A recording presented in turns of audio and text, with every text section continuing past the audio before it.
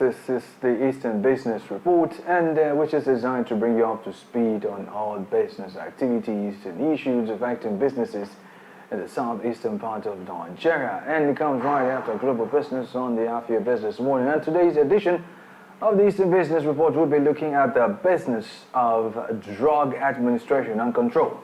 My name is Ubong Kings. Welcome to the Eastern Business Report.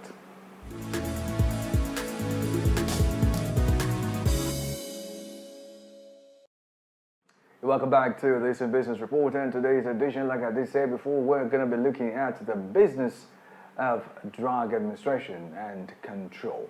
Interestingly, let me just do this really quickly. Sometime in 2022, NAFDAC's Director of Investigation and Enforcement, Directorate Kingsley Ejiofor, said the agency had in the past 3 years seized 2 trillion naira, which is equivalent to $4.8 billion worth of counterfeit drugs. And some time ago, some startups in Nigeria were helping fight counterfeit pharmaceutical drugs in Africa's most populous nation, where the prevalence rate of fake drugs is higher than the global average of 10% and contributes to several deaths annually. Now, the most counterfeited drugs for anti-malaria drugs, pain relievers, antibiotics. This is according to the National Agency for Food and Drug Administration and Control, NAFDAC. And in Nigeria, the manufacture and distribution of substandard and counterfeit medicines in the drug market are booming, despite the efforts of law enforcement agencies to crack down on criminal syndicates over these years. And joining me on this conversation this morning is none other than Emmanuel Chime, who is a public affairs analyst and, of course, an estate management professional. It's good to have you join us. Good morning. Thank you very much, Subon. Good morning. Good morning. So quickly, a line from the paragraph of my opening remark did say that in Nigeria, the manufacture and distribution of substandard and counterfeit medicines in the drug market is booming. Now, the question I want to ask is, how come counterfeit drugs in the market is a booming business in Nigeria? Yes, Ubong, one thing we should know is that, a nation where, poverty, where corruption have, bedeviled the fabrics of that particular society, you are bound to see a lot of things happening there, all right? If today we now see where a pregnant woman give birth and sell the baby, then what do you think will not happen in the country? If today a lot of things are happening, if today one will win an election and another will upturn it using the electoral umpire and get himself to the office, how then do you think that a person who is selling Maggi in the market or who is selling Gary in the market, if he finds a way to upturn his own or to shortchange the system, that he or she can do that? But if we want to get it right, it is very simple, can get that. Yeah, so we are not surprised that we are seeing that people selling substandard drugs in the market or substandard pharmaceutical products or perhaps edible brand of products or thereabout in the market. We're not surprised that those sort of things are happening. They are all attendant reflection of effects of when people are not, when the voice of the people are not the ones that are leading them. Ubong, if we use the man at the top as an example, everyone at the scratch will realign, as simple as ABC. I like the way you put it, to realign. But let's look at something also that I saw. I did see that recently was reported that some 4.7 billion naira worth of drugs classified as wrong in one form or the other were destroyed in a fire in a Lu dump site near Port Harcourt, River State. Now, the question is, will this recurring decimal of burning fake drugs ever end in Nigeria? Okay, it may not really end so soon, Ubong. We have this culture in Nigeria whereby you catch up with a criminal, and the next thing you discover is that it's going to trickle down to, tribal sentiments or religious sentiments, all right? Then you see a lot of people demanding, hey, don't touch this guy. They don't even care about the heinous crime that the person have committed, yes. What they are now talking about is, he's our person. So, but what actually gave birth to that is just because we are not holistic in our measures. Because when they see that, including you that is trying to met out those standards or those punishments of the person, it's not clean. The process through which you get to the portfolio where you are and that gave you the power, to carry out the penalties or thereabout, it's not clean. And so when the people start crying and saying, hey, leave that guy, no matter even if the guy is carrying human head, leave him, it's our own. It's as a result that is coming to equity, is coming with dirty hand. That's why I say that, Benicio, that if we want to get it right, then we'll start from the top. If we fix it from the top, the down, on its own, will readjust. It doesn't take us, rocket science. The down on its own will readjust.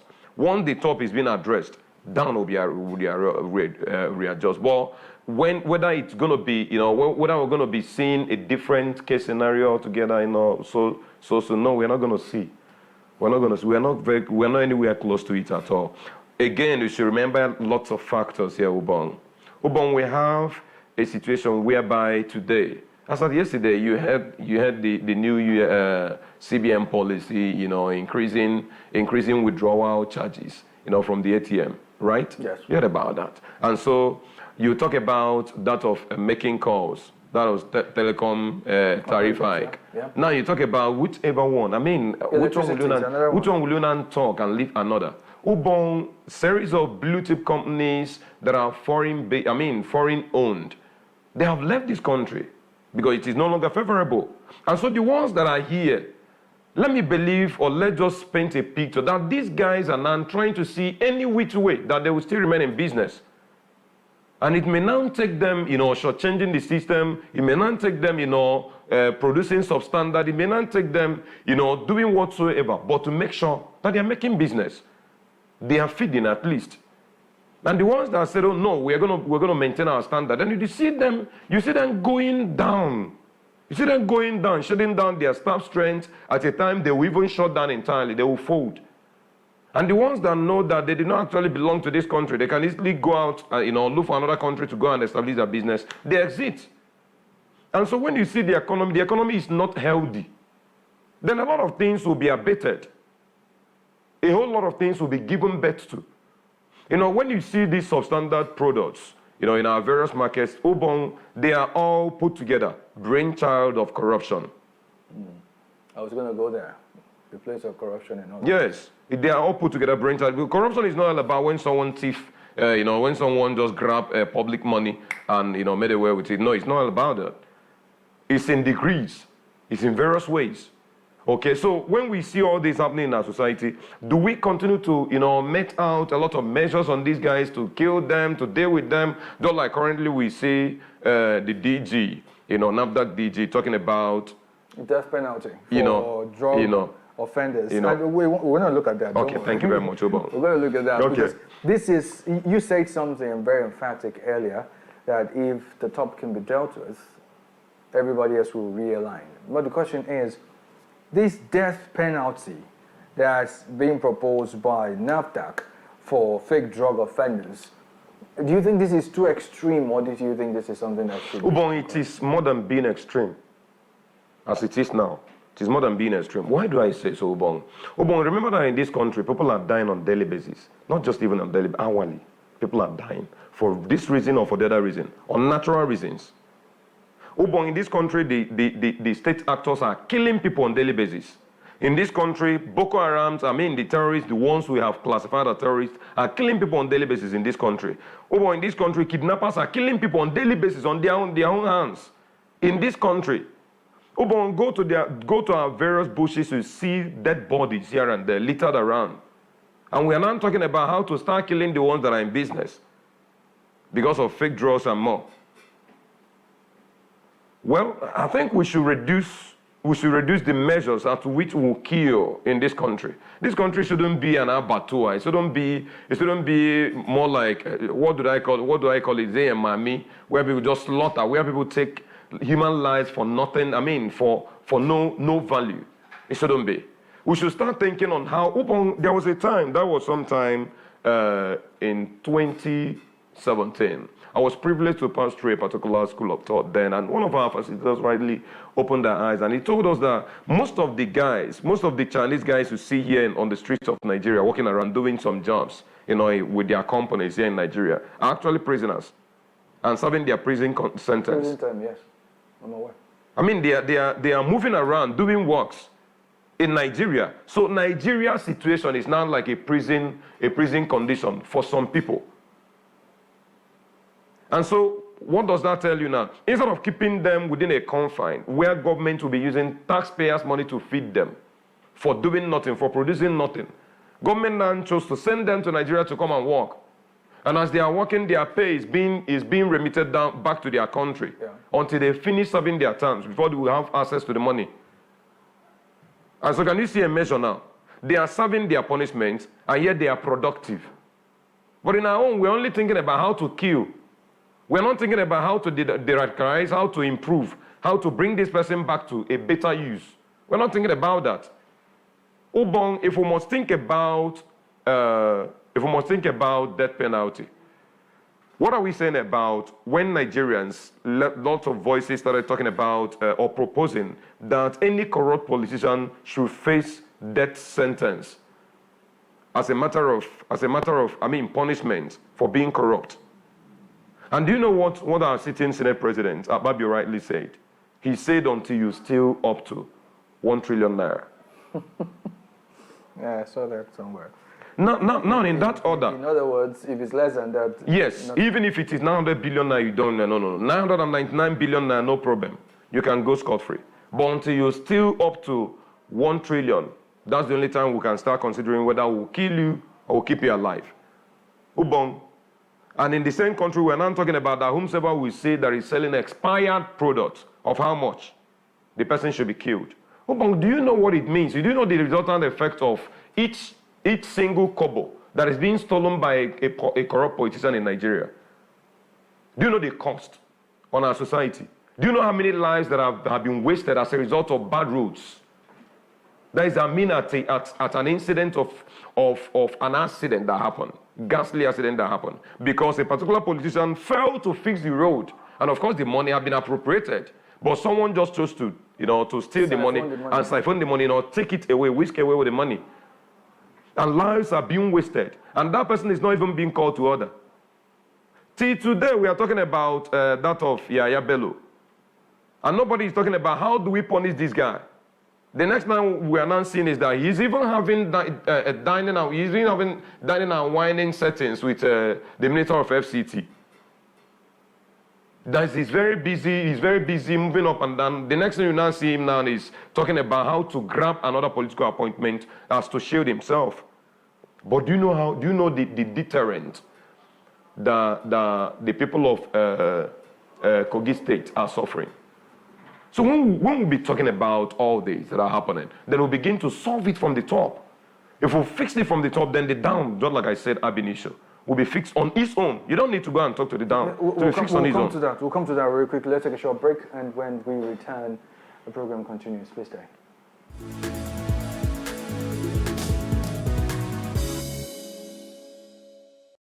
Welcome back. It's still this in Business Report. We're still looking at the business of drug administration and control, and I still have with me my guest, none other than Emmanuel Chime, still with me in the studio. So because we want to wrap this up very quickly, few things come to mind, Emmanuel, and one of them will be prosecution of offenders versus death penalty, right? Is it a function of the fact that most times prosecution does not work, so they decided that death penalty would be the best for drug, No, okay, when you start talking about death penalty and prosecution of offenders, you prosecute. It is only the court, after hearing the prosecution, will now convict that this guy is actually guilty as charged and therefore should be sentenced to death, or should be sentenced to life imprisonment, or should be sentenced to whatsoever, maybe finable sentence or thereabout. But in this context, when I talk about fixing it from the top, I mean holistically fixing it from the top. Now, the person that are going to be spearheading the prosecution are going to be coming from the side of the government, right? It's going to be government public prosecutors, right? Right. You talk about the lawyers working with the NAFDAC, right? And these guys, perhaps they are less offenders. They're going to be buying their own lawyer, who's going to be defending them in the court, right? Then, Ubong, see what is happening in EFCC. when EFCC is gonna lay hold on billions of naira thieves coming from the side of our politicians, and they take the person to the court, the next day the person is out. Reason, Ubon, go and check it. Those that are working with the EFCC as their legal team, right? Go and take the process through which they are being recruited into office. It is by a quota system. It is by, I know this person. It is by, this person is not my own. This person is my own slot. Put this person here. And most of the time, it is the most undermerited that are being given the appointments. I don't know if you're getting my mathematics now. Now, then you now discover that these guys, who are the alleged offenders, are now going to go out there to go and hire the best of lawyers. I don't know if you're getting it now. The best of lawyers to come and defend them. And these best of lawyers have always been in the court, in and out the court, in all the days of their practices, and perhaps winning cases, having more and more experiences. And they are going to come there with detailed knowledge to come and defend. And they are going to stand at par with these guys who are undermerited, that have gained government appointment to now work or are tasked with EFCC, to work for EFCC, and they are going to have interface with them. Then you discover that these ones are not going to be able to defend what EFCC want to project to the court. I don't know if you're getting what I'm saying. Then you now discover that when NAFDAC comes to see themselves in such picture again, then these guys, they will have the money. Obong, when people are making illicit money, those monies come in lumps. And these guys are working in syndicates. Mind you, they don't usually work just, have a loan deal. No. They have their chains. They have their communities scattered across. And so it's not going to be that easy to fight and crack down on this particular chain of communities that are in this business. Mind you, most of their backbones are in government. And they know how to go behind camera to go and talk to these guys who are going to be trying them. Was it Senator Brooke Achua some time ago rightly exposed and said that in most of the occasions, his colleagues in the National Assembly, we asked him to intervene on the wife, who is in the judiciary. You saw it, right? And that he will always help them, talk to the wife in the bedroom. And the wife will come to the court and give a favorable verdict. So when such is happening, then you discover that these guys, they have influential guys in the government. And they go behind camera to go and still, subvert the justice system to ensure that these guys, who are actually guilty as charged, are being set loose. And they go out to continue to do whatever they are doing. In fact, the next thing you will start seeing is that the life of whomsoever is prosecuting them will be in danger. I'm so sorry, that's the system we are running in Nigeria. But what I mean here is this. I'm not trying to say that they should not be prosecuted. No, that's not my opinion. They should be. And punishments should be meted out. Very stiff punishments should be meted out. Because the other day, I was nearly a victim. Ubong, I had a troubled stomach. I went and bought, not fragile. I went and bought fragile, a sachet from, in quote, a pharmacy shop. I bought it, got back home. Immediately I got upstairs. I opened it, brought out 2 tablets of it. And as I was about to swallow it, I was about to put it in my mouth and swallow it. At the time, my mind, something struck my mind. I have to break one. On breaking it, lo and behold, do you know what I found there? A stone. Ubong. I broke the other.